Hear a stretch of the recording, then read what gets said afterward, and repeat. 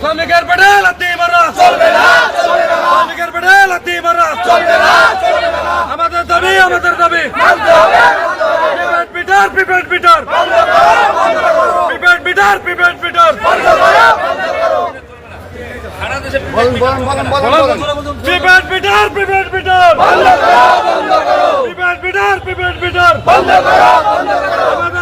আমাদের দাবি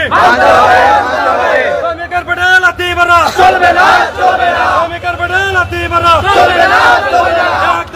এক দাবি